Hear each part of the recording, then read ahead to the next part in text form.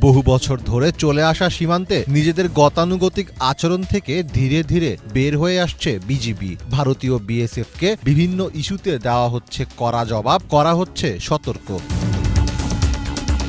ভারত বাংলাদেশ সম্পর্কের নানা মেরুকরণের মাঝে তাই বাড়তি গুরুত্ব পাচ্ছে নিরাপত্তা ইস্যু। আর এবার সে ইস্যুকে কেন্দ্র করে আরও তৎপর হওয়ার পরিকল্পনা করছে ভারত। এসেছে ভারতীয় সেনাবাহিনীকে বাংলাদেশ পরিস্থিতি বিশ্লেষণের বিশেষ নির্দেশনা।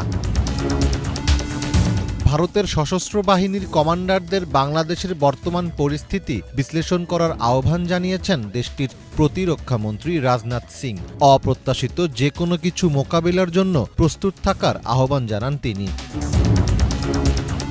সম্প্রতি লখনৌতে এক কনফারেন্সের ভাষণে রাজনাথ বলেন, প্রতিবেশী দেশগুলোর পরিস্থিতি ভারতের শান্তি ও স্থিতিশীলতার জন্য চ্যালেঞ্জ তৈরি করছে। এসব বিষয়ে বিশেষ নজর দিতে হবে। উস্কানি মোকাবিলায় সমন্বিত উদ্যোগের পাশাপাশি ভবিষ্যৎ যুদ্ধের জন্য এখন থেকেই প্রস্তুতি নিতে হবে।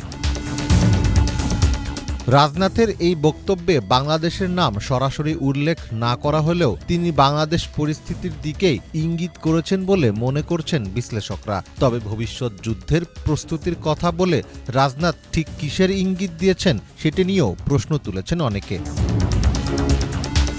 গত কয়েক সপ্তাহ ধরেই সীমান্তে বাংলাদেশের কঠোর অবস্থান অস্বস্তিতে ফেলেছে ভারতকে। তবে সম্প্রতি ভারতীয় বিএসএফের গুলিতে বাংলাদেশি কিশোরী স্বর্ণা দাস নিহতের ঘটনায় পরিস্থিতি আরও জটিল হয়ে পড়ে। হত্যাকাণ্ডের তীব্র প্রতিবাদ জানিয়ে দিল্লির কাছে বার্তা পাঠায় ঢাকা। বিবৃতিতে বাংলাদেশের পররাষ্ট্র মন্ত্রণালয়ের তরফ থেকে বলা হয়, সীমান্ত হত্যার এমন ঘটনা অনাকাঙ্ক্ষিত ও অযৌক্তিক। ভারত সরকারকে এ ধরনের জঘন্য কাজের পুনরাবৃত্তি রোধ করে দায়ী ব্যক্তিদের বিচারের আওতায় আনার আহ্বান জানিয়েছে বাংলাদেশ সরকার।